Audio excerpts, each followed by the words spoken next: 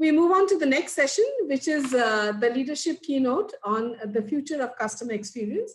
And our keynote speaker is Mr. Prasenjit Roy, who is the Senior Executive Vice President and CMO, entity Netmagic. Mr. Prasenjit Roy has more than 2.5 decades of corporate experience on the business side, spanning across several multinationals in India and abroad. He is an accomplished and dynamic strategic marketing and strategy specialist covering a wide spectrum of industry sectors, including financials, telecom, manufacturing, information technology, startups, and other verticals. He is the winner of several industry awards like Most Iconic Marketing Professional, Most Influential Marketing Technology Leader, CMO of the Year, Enterprise IT CMO, Asia's Top 50 Brand Leaders, amongst many others. He has an advanced degree in engineering and business management and is also a postgraduate, done a postgraduate certificate course in modern information systems from IIT Mumbai. I warmly welcome you, Mr. Prasenjit Roy, sir. Ladies and gentlemen, there's the Q&A box. In case you have any questions, kindly post them in the box so that we can take them at the end of the session. I now hand over the session to Mr. Prasenjit Roy, sir, for the keynote on the future of customer experience. Over to you, sir. Thank you, Rakim. Am I audible, Rakim? Yes. Okay, thank you. Thanks for the kind introduction. Very good afternoon, ladies and gentlemen. Wow, that was really a very passionate presentation by Ralph. Thanks for it.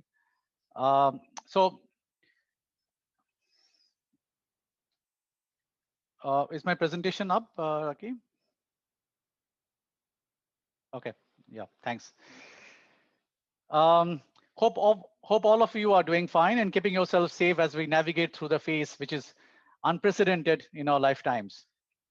I'm really privileged to speak to you on a theme that is very close and dear to me, the future of CX in a B2B environment. I would like to set the ball rolling with a very short video. Would request if the video could be played, please. Most crucially, it's made everyday activities easier and faster. But these improved functions, though they're convenient, have provoked a new need for finding fulfillment in brand experiences. In many ways, though, technology can also address that need.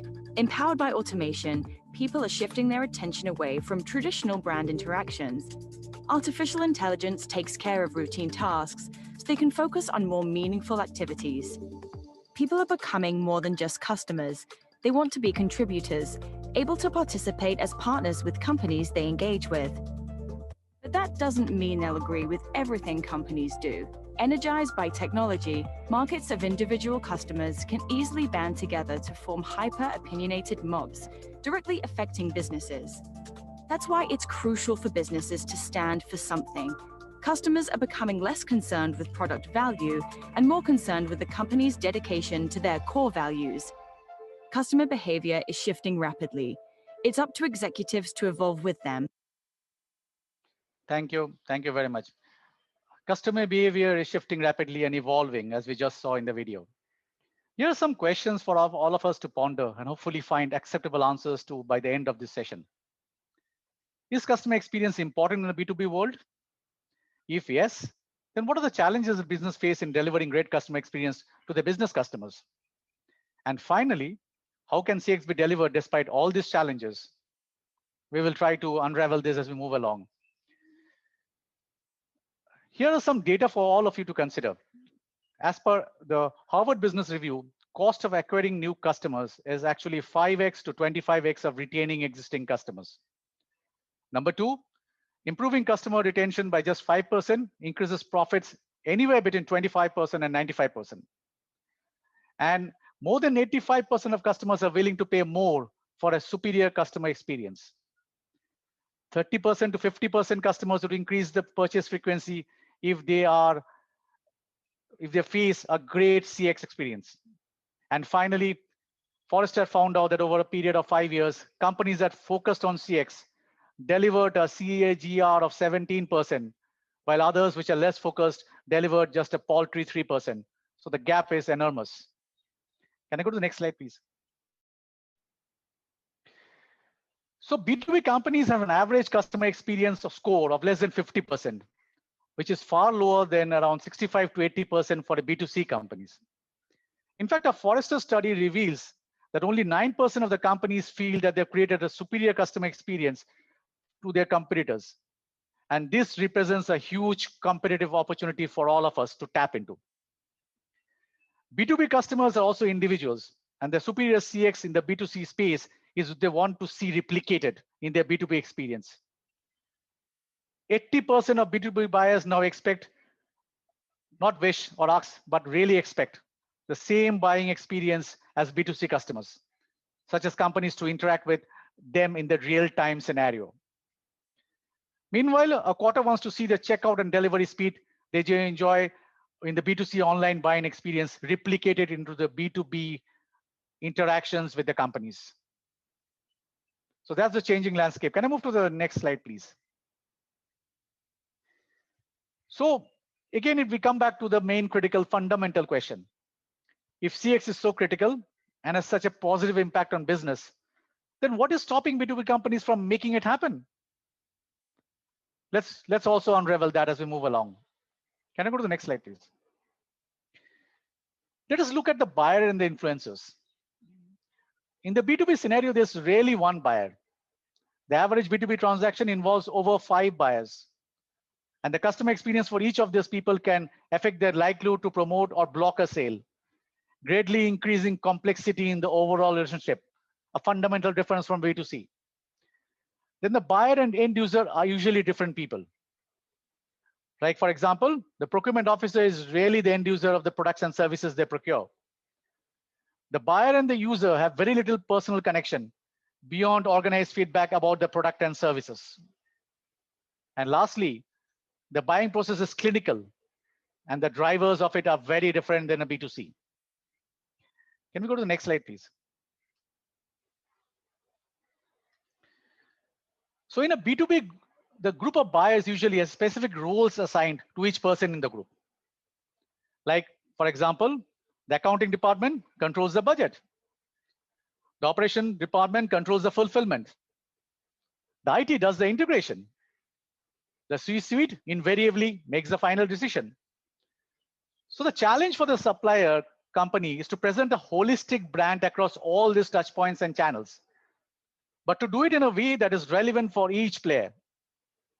For these reasons, B2B customer journeys tend to look like several parallel streams connected to key decisions or use cases, rather than a simple path to purchase in a B2C scenario.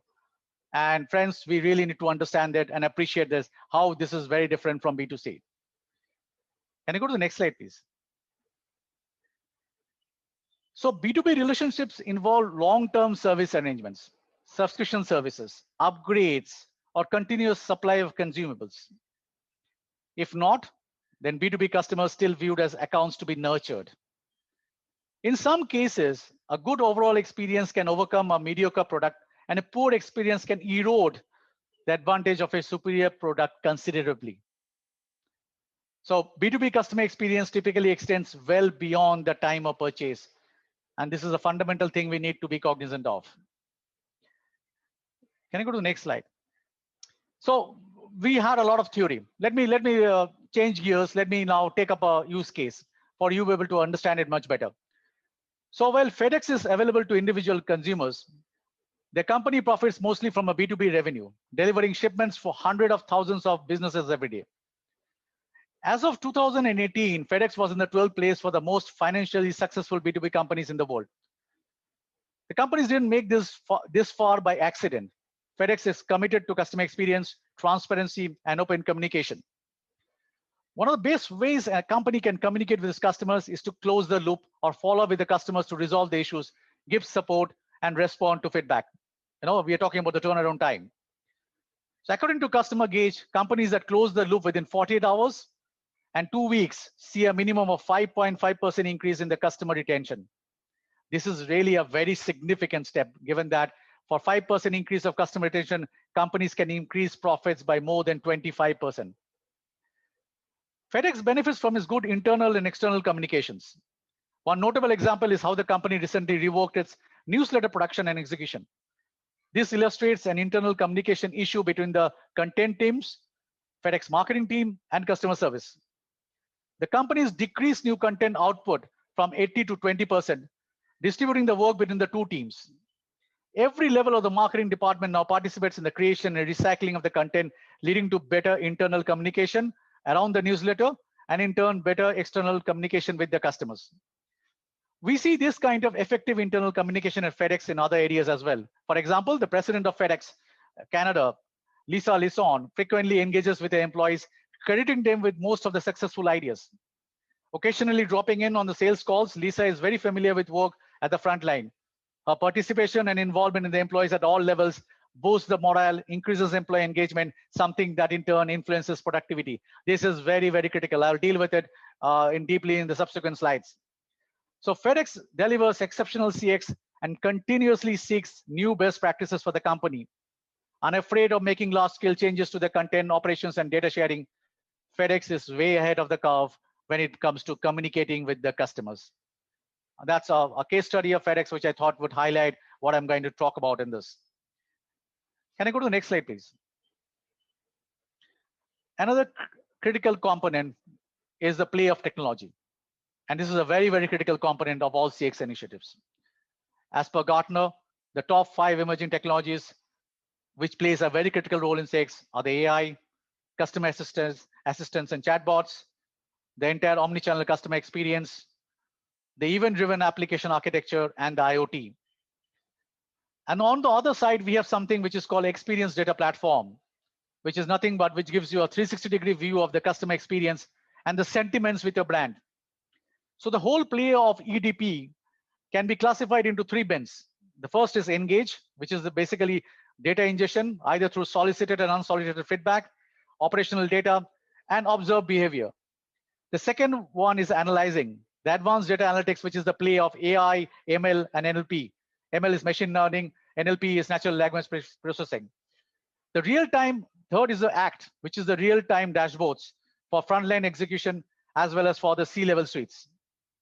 So one can generate a more personalized experience with this platform when the data you gather with the interaction is scooped back into the platform and the virtual cycle begins.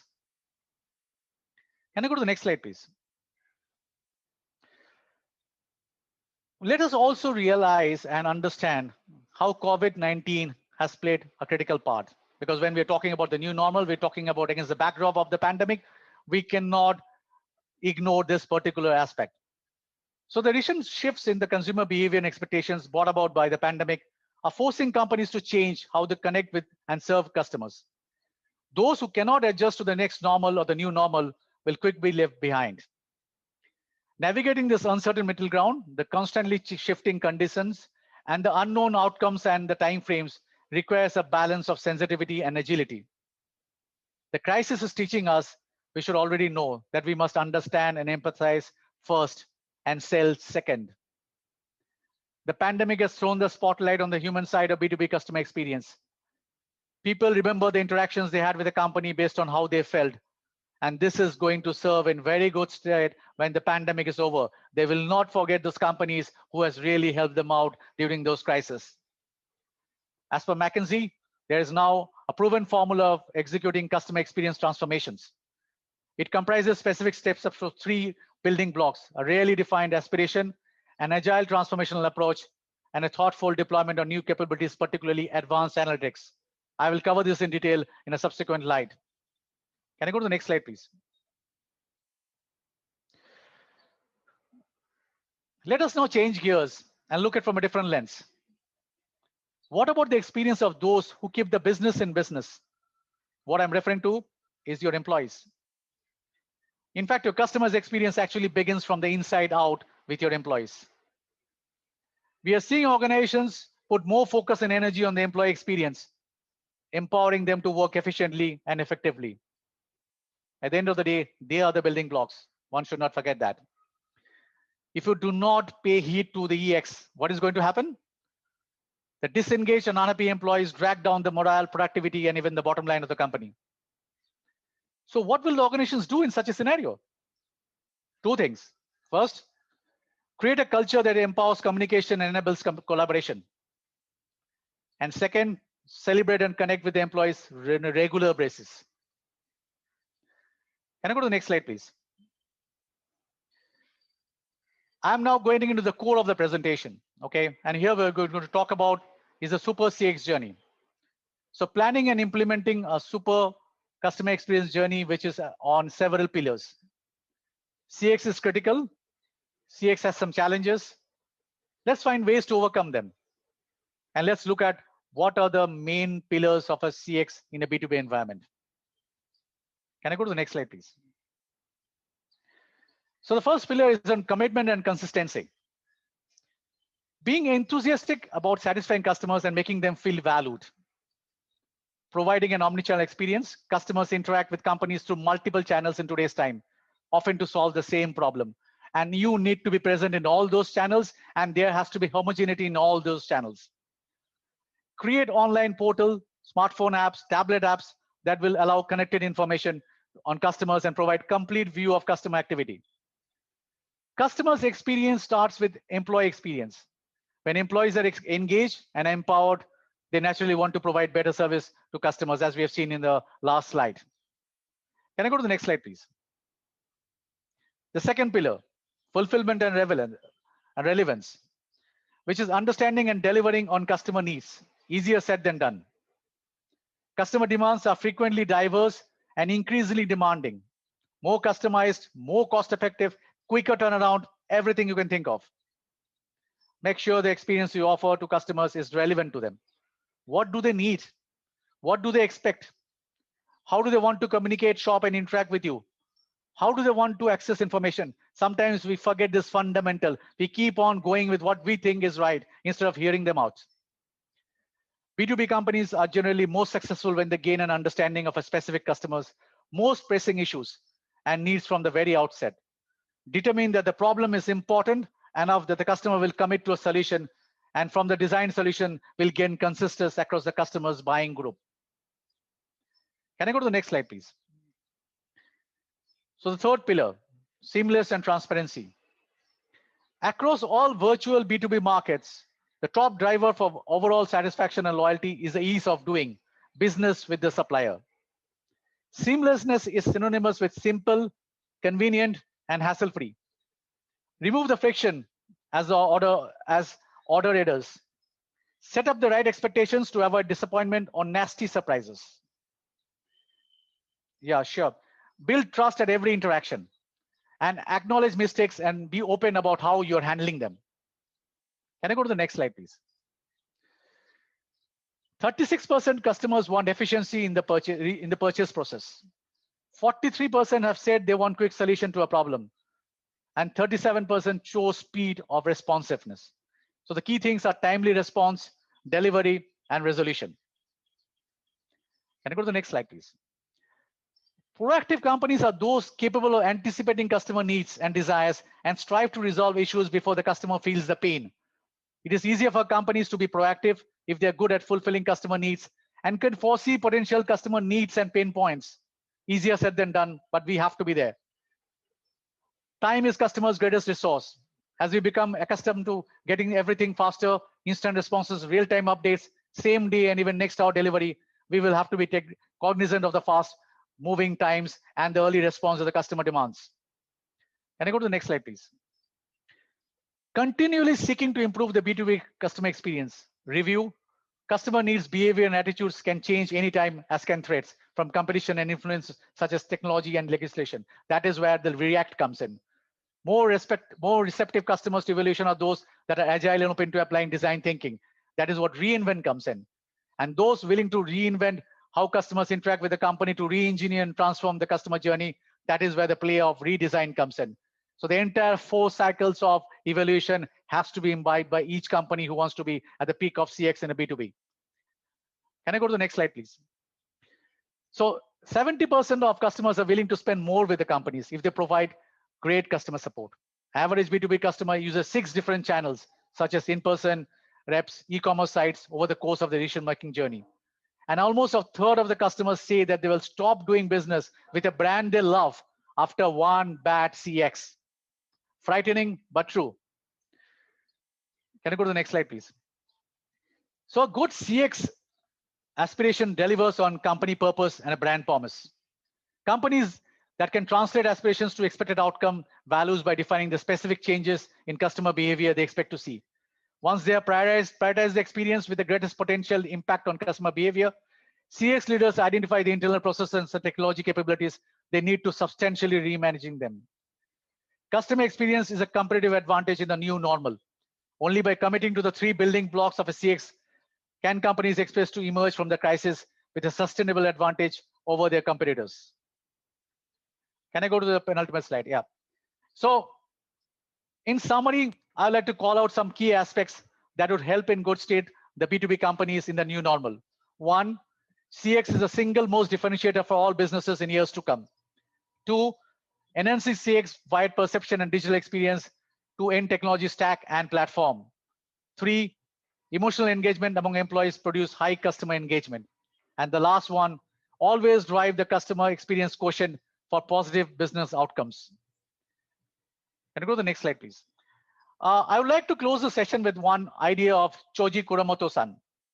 Choji Kuramoto-san was the CEO of Uniqlo. In his CEO cabin on one of his walls, this quote was distinctly visible for many decades. And this has really sunk with me.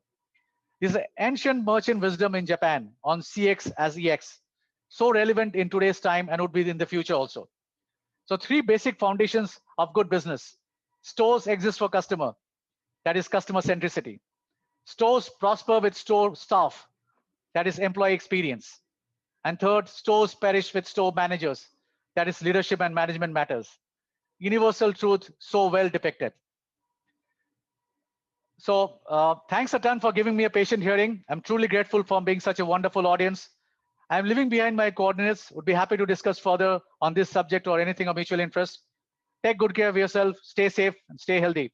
Thanks once again. Bye.